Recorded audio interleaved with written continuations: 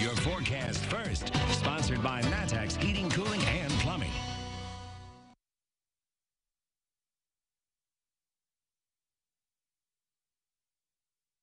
Flurries.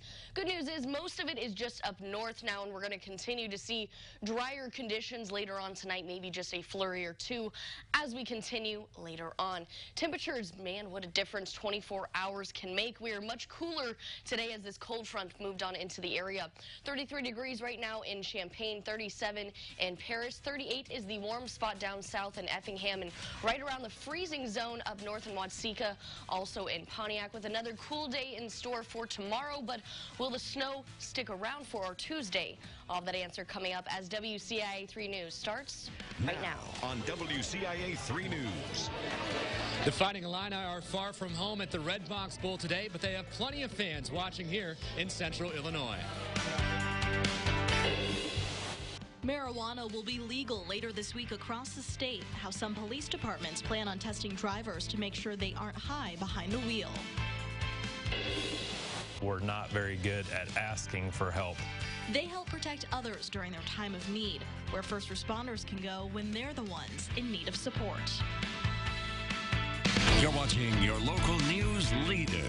This is WCIA 3 News at 5. It's been a drought, hasn't it? So, yeah, it's pretty exciting. It's been 5 years since Illinois football made it to the postseason, and their fans are soaking in the moment together. Good evening. I'm Jessica Coons. Paul and Jennifer are off tonight. Watch parties have popped up all over central Illinois for fans who did not make the trip to California for the Red Box Bowl. WCIA 3's Andy Olson is live at one of those parties at Addie's in Urbana tonight. So, Andy, what's it like there? It looks like you've got a big crowd behind you. Yeah, that's right, Jessica. Well, for these fans, nothing beats a home game at Memorial Stadium, but I think they'll pick watching a bowl game with a few dozen super fans as a close second. A lot of them thought that this wouldn't even be a possibility after the team fell to 2-4 early in the season, but an upset against Wisconsin sparked what will be a memorable season for a lot of them. Heard a couple of times from the group that was the upset of the year, not just in Illinois, but in all of college football. One Illini fan says he's happy the team was able to make it to this point.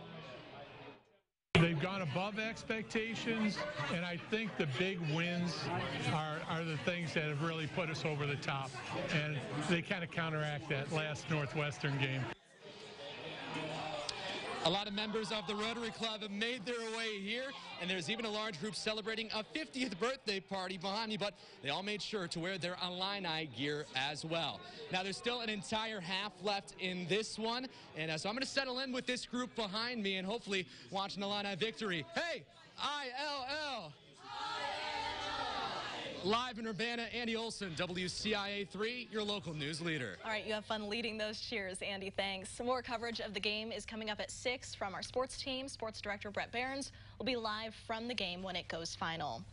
Other news tonight, in less than 48 hours, recreational marijuana will be legal in Illinois. Some Decatur police officers have been trained to recognize the signs of people driving high. They can bring those drivers in, and if the person gives them permission, they can draw blood. That test would check for THC. If a driver refuses to do a blood draw, their license would be suspended for a year. Not every department plans to do blood draws, but Chief Jim Getz says his officers believe it's the most accurate method.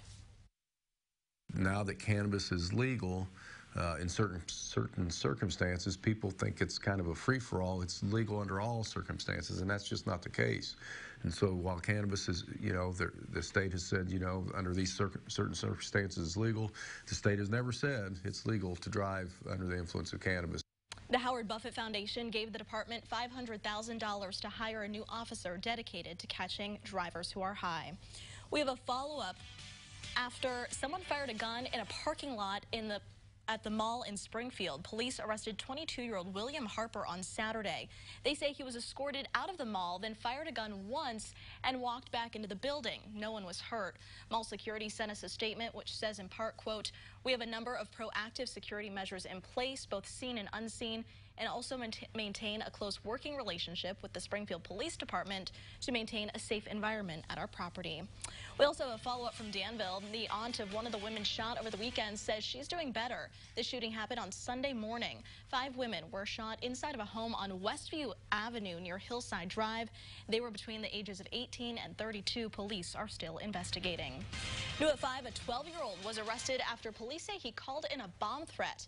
Jacksonville police say they were called to Walmart on Saturday after the business got a suspicious call. The caller mentioned a bomb and immediately hung up. This is the 3rd bomb threat that store has had this year. No one was hurt after a garage caught fire last night. This happened on South Wall Street between East Eckhart and Star Lane in Macon. The South Macon Fire Protection District says they were able to keep it from spreading to a woman's house. Our media partners at the Herald and Review report the garage was destroyed. It's still being investigated, but the fire department believes that this was accidental. Most would think of the Bahamas as a place to relax. What one teenager was doing there instead of that. Plus, a first responder's job is not easy. Who they can turn to when they need help.